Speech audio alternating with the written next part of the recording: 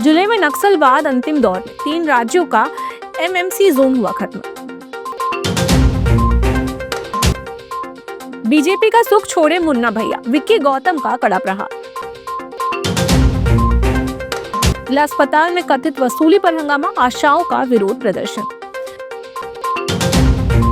बालाघाट जिले में नक्सलवाद अब लगभग समाप्ति की ओर है। मध्य प्रदेश, महाराष्ट्र, छत्तीसगढ़ का एमएमसी जोन कमजोर हो चुका है। जोन प्रभारी रामदेव ने अपने 12 साथियों के साथ खेरागढ़ में आत्मसमर्पण किया, जबकि 14 लाख की इनामी महिला नक्सली सुनीता ओयाम पहले ही 1 नवंबर को सरेंडर कर चुकी हैं। इधर 7 दिसंबर को मुख्यमंत्री डॉक्टर मोहन यादव के सामने आत्मसमर्पण करने वाले 2 करोड़ 36 लाख के इनामी नक्सलियों ने 4 दिसंबर को ही सरेंडर की पहल कर दी थी। मुकी रेंज के खापा कोर बीट के वन रक्षक गुलाब सिंह ने बताया कि 4 नक्सली जंगल कैंप में उनसे मिले और आत्मसमर्पण की इच्छा जताई। सलाह पर वे 6 दिसंबर की रात आईजी बंगले पहुंचे और 7 दिसंबर को सभी 10 नक्सलियों ने हथियार डाल दिए। सोमवार को हार्डकोर नक्सली दीपक सहित 4 नक्सलियों के देवर बेली चौकी में सरेंडर की चर्चा रही, हालांकि आधिकारिक पुष्टि नहीं हुई है। कलेक्टर महोदय बालाघाट का वीडियो दिखाया मोबाइल में। वीडियो दिखाने पर 10 मिनट तक देखता रहा, फिर उन्होंने बोला इनका मोबाइल नंबर होगा कलेक्टर महोदय का, तो वो लेकर के बताया। तो मैंने कहा ठीक है, कोशिश करता हूँ।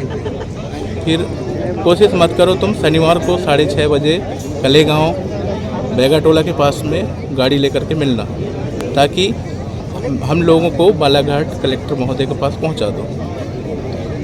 फिर मैंने काशी फोर्स का जो बाहर खुफिया तंत्र में घूमते हैं नक्सलाइटों के लिए, उनका नंबर था मेरे पास, तो उनको कॉल किया। उनके माध्यम से हम लोग जो है आईजी साहब के बंगला में 10 नक्सलाइटों को सही सलामत पहुँचाए।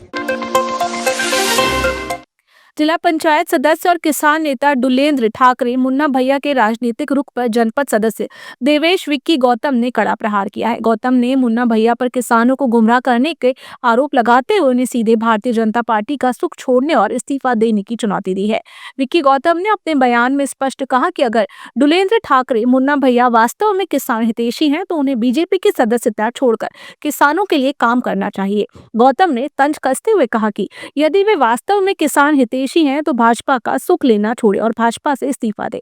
उन्होंने आरोप लगाया कि मुन्ना भैया केवल राजनीतिक लाभ के लिए किसानों के नाम का उपयोग कर रहे हैं। किसानों को के आंदोलन को लेकर के जो किसानों के हितैषी बन रहे हैं, जो किसानों के नेता बन रहे हैं, वो कहीं ना कहीं अपनी मतलब की राजनीति कर रहे हैं।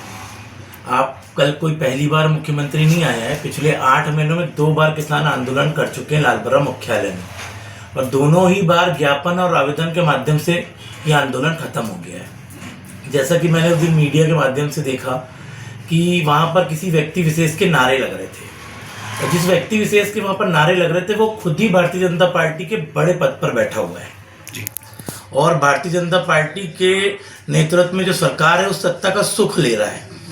मैं मानना ये है कि अगर आप सही में किसानों के हितैषी हैं तो किसानों के साथ खुले मंच पर आ जाओ। जिला अस्पताल के ट्रॉमा सेंटर में प्रसूता महिलाओं के प्रसव के दौरान कथित रूप से किए जा रहे पैसों के लेन देन को लेकर विवाद थमने का नाम नहीं ले रहा। इसी मुद्दे पर सोमवार को आशा उषा सहयोगिनी कार्यकर्ता संगठन के बैनर तले जिले भर की आशा कार्यकर्ताओं ने सीएमएचओ कार्यालय पहुंचकर ज्ञापन सौंपा। आशाओं ने आरोप लगाया कि डॉक्टरों द्वारा लिए जा रहे अवैध पैसों के मामले में उन्हें मोहरा बनाया जा रहा है। उन्होंने वारासिवनी विकासखंड के ग्राम सिंगौड़ी की आशा कार्यकर्ता प्रेमलता भगत को लेन देन के आरोप में सेवा से हटाए जाने का विरोध किया और तुरंत बहाली की मांग की। आशाओं का कहना है कि परिजन अपनी मर्जी से शीघ्र प्रसव कराने के लिए डॉक्टरों को पैसे दे देते हैं, लेकिन निर्दोष आशाओं पर कार्रवाई की जा रही है। चेतावनी देते हुए उन्होंने कहा कि यदि जांच कर न्याय नहीं मिला तो वे काम बंद कर सड़क पर आंदोलन करेंगे, जिसकी जिम्मेदारी प्रशासन की होगी।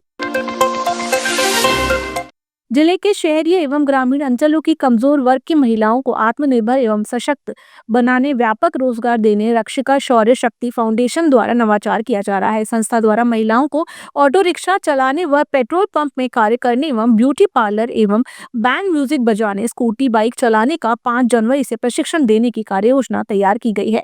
इस संबंध में संस्था की अध्यक्ष श्रीमती जयश्री सोनवाने ने सोमवार को पत्रकारों से चर्चा में बताया कि संस्था द्वारा लगातार महिलाओं की सुरक्षा, सशक्तिकरण व स्वावलंबन एवं रोजगार कौशल विकास के लिए कार्य किया जा रहा है। इस दौरान श्रेयांश वैद, डॉक्टर विकास बिसेन, एएसआई शैलेंद्र शुक्ला सहित अन्य मौजूद रहे।